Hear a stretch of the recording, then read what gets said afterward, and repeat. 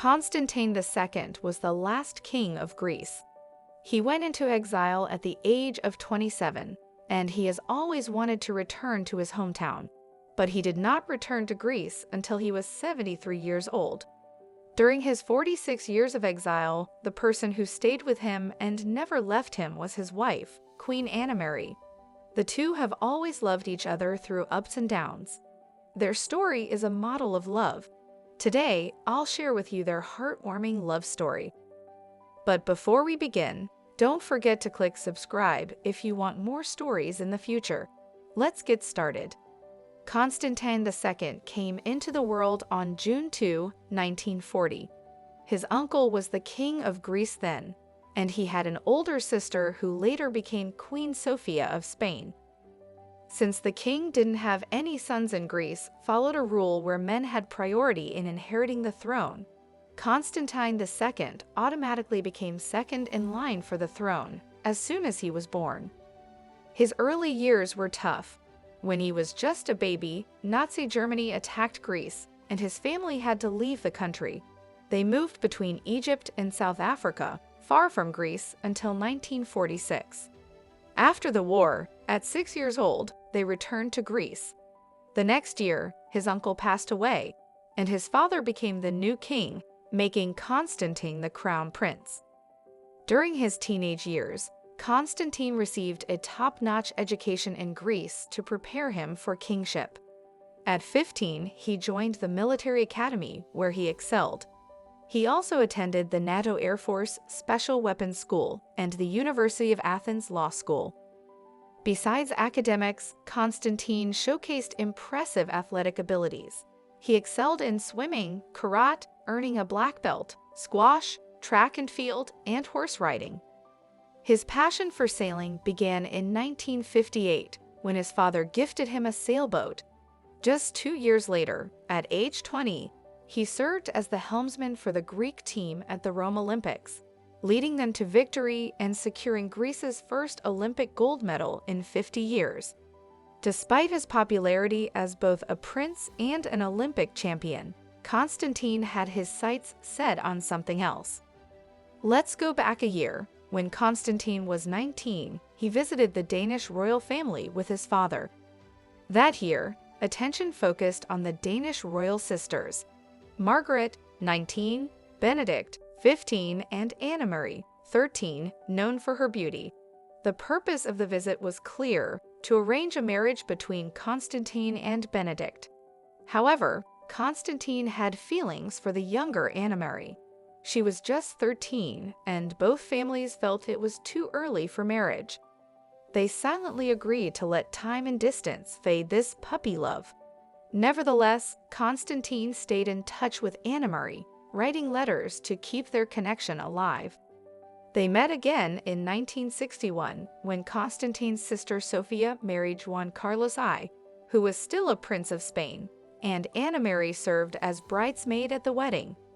That year, 21-year-old Constantine had just won the Olympic championship and became the most attractive prince in Europe. 16-year-old Annemarie was known as the most beautiful princess in Europe. The perfectly matched prince and princess, their relationship warmed up again at this wedding. Constantine danced one dance after another with her. Even Constantine's mother thought that he should not be so rude and should invite other princesses to dance. But he declined, preferring to dance only with Annemarie. That same year, Constantine led the Greek team to Norway for a yacht race, while Annemarie vacationed in Norway with her governess. The couple, who were passionately in love, made a marriage contract without the permission of both parents. This passionate love finally moved both parents, and the royal family accepted their relationship. But the wedding could not be held until Annemarie completed her studies. In March 1964, Constantine's father died. He succeeded to the throne and became the king of Greece. He also became one of the youngest kings in Europe. He was loved by everyone when he took the throne. On August 30 of the same year, Annemarie finally turned 18 years old. So on September 18, 1964, Annemarie and Constantine held a grand wedding in the Metropolitan Cathedral of Athens. During the ceremony, it's said that Annemarie remained calm, but Constantine was visibly nervous, even blinking back tears. The wedding was grand, solemn, and beautiful, resembling a fairy tale. Annemarie looked stunning in a pure white wedding dress adorned with extraordinary royal heirlooms, exuding simplicity and dignity. Constantine couldn't take his eyes off her, showing his love openly. After the ceremony, King Constantine and Queen Annemarie emerged from the church into the bright Greek sunshine. They rode through the streets of Athens in a carriage pulled by 6 white horses, with the sound of church bells echoing throughout the city. Anne enjoyed a happy marriage with her loving husband, Constantine, and they lived comfortably together. However, their peaceful life was short-lived. In April 1967, just 3 years after Constantine became king, a coup led by the Greek army established a military government.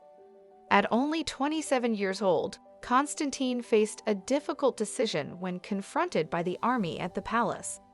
Despite the prime minister's call to resist, he chose a compromise to avoid bloodshed, recognizing the military government's legitimacy. This decision was seen as a stain on his legacy by many Greeks. 6 months later, Constantine attempted to organize resistance against the military government, but was swiftly suppressed. Despite advice to wait for the right moment, Constantine feared further bloodshed and acted. By December of that year, he was forced into exile. Annemarie, 21 at the time, left Greece with him to start a new life. Throughout decades of exile, they supported each other without complaint. In 1973, the military government ousted the royal family, seizing their palaces. The following year, as Greece overthrew the military junta, a referendum saw 69% of Greeks voting to abolish the monarchy, closing a chapter in Greek history. Constantine II thus became the last king of Greece, beginning his life in exile. He and Annemarie settled in the London suburbs, forming close ties with the British royal family. Despite longing to return to Greece, Constantine faced rejection due to his sensitive status. The Greek government even revoked his passport, stripping him of his citizenship. It wasn't until 1981, following his mother's death, that he was permitted to set foot on Greek soil. Although allowed to attend the funeral, he was asked to leave shortly after. Nonetheless, this marked the start of his gradual return to Greece. In 2004, things took a turn for the better. That year, the Olympic Games returned to Greece, its birthplace. The Olympic Committee remembered the former Olympic champion and extended an olive branch to the Constantine couple, who were in exile overseas. Constantine was very excited to return to his homeland after 37 years of absence, and this time he returned to Greece. Compared with the previous expulsion, everyone was very friendly to him, which made him feel flattered. Fortunately, at the age of 73 in 2013, Constantine and his wife found a settlement in Greece, marking the end of their exile and a return to their homeland. From their early days as a young couple to growing old together, from moments of great power to facing exile overseas, through thick and thin, Annemarie and Constantine always held onto each other, never letting go. And throughout their journey, they welcomed 5 children into the world: Alexia, Pavlos, Nikolaos, Theodora, and Philippos. However, on January 10, 2023, Constantine II passed away in Athens at the age of 82. He succumbed to a stroke after being admitted to the Athens hospital with breathing problems, according to Greek media outlets. At Constantine's funeral, Annemarie wore the diamond cross jewelry she had worn on their wedding day. The bouquet she sent echoed the flowers from their wedding, and it was adorned with the touching sentiment, "The love of my life, Annemarie." This is what love really looks like. And that's all for this video. Please don't forget to click on subscribe if you want more stories in the future. Thank you for watching.